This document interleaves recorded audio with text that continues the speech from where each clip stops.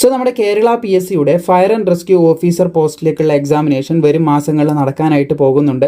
നമ്മൾ ഓൾറെഡി ഇതിൻ്റെ പരീക്ഷാ ഡേറ്റ് വന്നതും ഇതിൻ്റെ സിലബസ് റിലീസ് ചെയ്തതെല്ലാം നമ്മൾ കൃത്യമായിട്ട് അപ്ഡേറ്റ് ചെയ്തിട്ടുണ്ടായിരുന്നു. അപ്പോൾ ഒരുപാട് ഉദ്യോഗാർത്ഥികൾ തന്നെ ആവശ്യപ്പെട്ട കാര്യങ്ങളിലൊന്നായിരുന്നു നമ്മുടെ കേരള PSCക്ക് ആവശ്യമായിട്ടുള്ള ഫയർ ആൻഡ് റെസ്ക്യൂ ഓഫീസർ, മെന്നാവട്ടെ വുമൺ ആവട്ടെ, ഇതിന് രണ്ടിനും പഠിക്കാൻ ആവശ്യമായിട്ടുള്ള ഈ രണ്ട് പോസ്റ്റിലേക്കും പഠിക്കാൻ ആവശ്യമായിട്ടുള്ള മെൻ ആൻഡ് വുമൺ പഠിക്കാൻ ആവശ്യമായിട്ടുള്ള മെറ്റീരിയൽ ആവശ്യമാണെന്നുള്ള കാര്യം.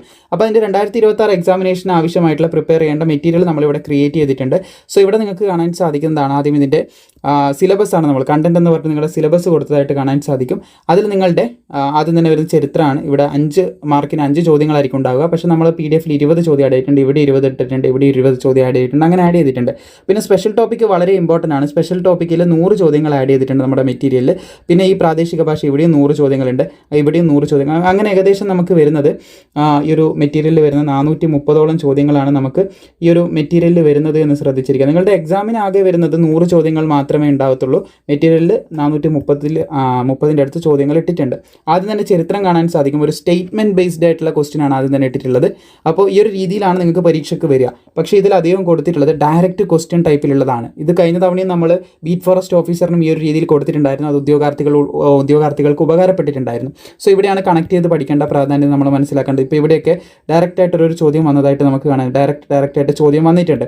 അപ്പോൾ ഇത് നമുക്ക് പഠിച്ചു കഴിഞ്ഞാൽ തീർച്ചയായിട്ടും ഇത് തന്നെയാണ് നമുക്ക് സ്റ്റേറ്റ്മെൻറ്റ് ബേസിലായിട്ട് ചോദിക്കുന്നത്. ഫോർ എക്സാമ്പിൾ ഇവിടെ ശരിയായത് ഏതാണെന്നാണ് ചോദിച്ചിട്ടുള്ളത്. ഇവിടെ നമുക്ക് കാണാൻ സാധിക്കും ഏതെല്ലാം ശരിയായിട്ടുള്ളതെന്ന്. അപ്പോൾ നമ്മൾ പഠിച്ച ബേസിൽ ഇപ്പം വൺ വേർഡ് ആണെങ്കിലും ഏത് രീതിയിൽ പഠിച്ചാലും നമുക്ക് മനസ്സിലാവുന്നതാണ്. ഇപ്പോൾ രണ്ടാമത്തത് തെറ്റാണെന്ന് നമുക്ക് മനസ്സിലായെന്ന് കരുതുക, അല്ലെങ്കിൽ നാലാമത്തത് തെറ്റാണെന്ന് നമുക്ക് മനസ്സിലായെന്ന് കരുതുക. കൃത്യമായിട്ട് പറയുകയാണെങ്കിൽ ഇപ്പോൾ നമ്മൾ പഠിച്ചതിൻ്റെ ബേസിൽ നാലാമത്തത് തെറ്റാണെന്ന് നമുക്കറിയാം. അപ്പോൾ ഈ നാലാമത്തെ എവിടെയൊക്കെ വരുന്നുണ്ടോ ആ ഓപ്ഷനൊക്കെ തെറ്റാണെന്ന് നമുക്കറിയാം. ഇവിടെ 4 വരുന്നുണ്ട്, ഇവിടെ 4 വരുന്നുണ്ട്, ഇവിടെയും 4 വരുന്നുണ്ട്. സോ ഈ 3 ഓപ്ഷനും എലിമിനേറ്റ് ചെയ്താൽ പിന്നെ ബാക്കി A മാത്രമേ ഉള്ളൂ. ആ ഒരു രീതി കണ്ടുപിടിക്കാം. ശരി ഉത്തരം A ആയിരിക്കും. ആ രീതിയിൽ നമുക്ക് കണ്ടുപിടിക്കാനായിട്ട് സാധിക്കും. സോ ഇങ്ങനെ നമുക്ക് സ്റ്റേറ്റ്മെൻറ്റ് ക്വസ്റ്റിനെ എലിമിനേറ്റ് ചെയ്ത് കണ്ടുപിടിക്കാനും സാധിക്കുമെന്ന് ശ്രദ്ധിച്ചിരിക്കാം. ഈ ഒരു രീതിയിലാണ് നമുക്ക് എക്സാമിനേഷനിൽ ചോദ്യങ്ങളൊക്കെ വരുന്നത്. അപ്പോൾ ഇവിടെ നമുക്ക് കാണാൻ സാധിക്കും ഓരോരു ഭാഗത്തു നിന്ന് നമ്മൾ ചോദ്യങ്ങൾ ആഡ് ചെയ്ത് വന്നതായിട്ട് കാണാൻ സാധിക്കുന്നതാണ്. സോ നമ്മുടെ സ്പെഷ്യൽ ടോപ്പിക്കിൽ 100ാമത്തെ ചോദ്യത്തിലേക്ക് നമ്മൾ വരികയാണെങ്കിൽ ഏറ്റവും അവസാനം PDF-ൻ്റെ ഏറ്റവും അവസാനം വരുന്ന നമ്മുടെ സ്പെഷ്യൽ ടോപ്പിക്കാണ്. അപ്പോൾ അവിടെയുള്ളൊരു ചോദ്യമാണ്, പുക നിറഞ്ഞ ഒരു മുറിയിൽ നിന്ന് പുറത്തേക്ക് രക്ഷപ്പെടുമ്പോൾ നിലത്ത് കുനിഞ്ഞു പോകണമെന്ന് പറയുന്നത് എന്തുകൊണ്ടാണെന്നുള്ളൊരു ചോദ്യമാണ് വന്നിട്ടുള്ളത്.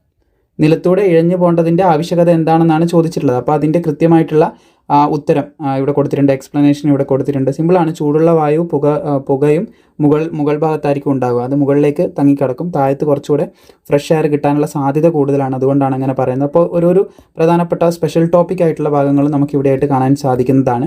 സോ ഈ രീതിയിൽ നിങ്ങൾക്കിത് പഠിച്ച് മനസ്സിലാക്കാനായിട്ട് സാധിക്കും. ഏകദേശം 400-ൽ കൂടുതൽ ചോദ്യം കാര്യങ്ങളൊക്കെ ഉണ്ട്.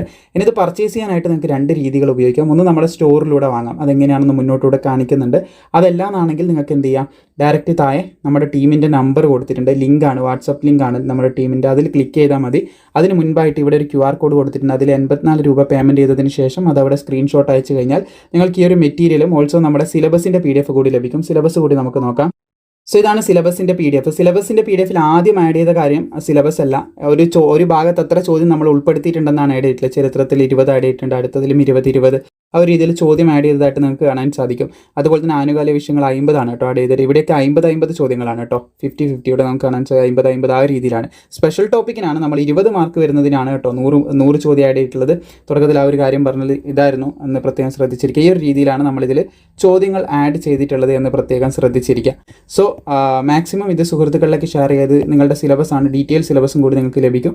ഇനി നമുക്കിത് പർച്ചേസ് ചെയ്യേണ്ട കാര്യങ്ങളും കൂടി നമുക്ക് നോക്കാം. അപ്പോൾ സുഹൃത്തുക്കളിലേക്ക് ഷെയർ ചെയ്യാൻ നിങ്ങൾ മറക്കേണ്ട. പർച്ചേസ് ചെയ്യാനായിട്ട് ഇത് നമ്മുടെ സ്റ്റോറാണ്. ഈ സ്റ്റോറിലൂടെ നിങ്ങൾക്ക് പർച്ചേസ് ചെയ്യാം. വാട്സപ്പിൻ്റെ ലിങ്കാണിത്. ഇതിൽ നിങ്ങൾക്ക് ജോയിൻ ചെയ്യണമെന്നുണ്ടെങ്കിൽ ഇതിൽ ജോയിൻ ചെയ്യാം. അതിനുള്ള ലിങ്കും താഴെ കൊടുക്കാം.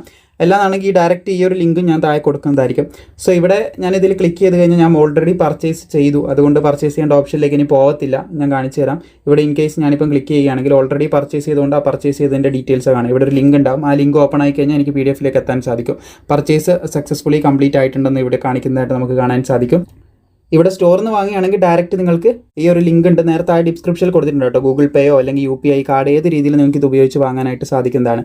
മാത്രമല്ല നമ്മുടെ ഈ ഒരു സ്റ്റോറിലാണെങ്കിൽ കൃത്യമായിട്ട് മുൻപ് പഠിച്ച ഉദ്യോഗാർത്ഥികളുടെ റിവ്യൂ അടക്കം ഇവിടെ കൊടുത്തിട്ടുണ്ട്. നിങ്ങൾ സ്റ്റോറിൽ അംഗമാകാൻ താല്പര്യമുണ്ടെങ്കിൽ ഈ റിവ്യൂ ഒക്കെ കണ്ടിട്ട് തന്നെ നിങ്ങൾക്ക് വാങ്ങാനായിട്ട് സാധിക്കും.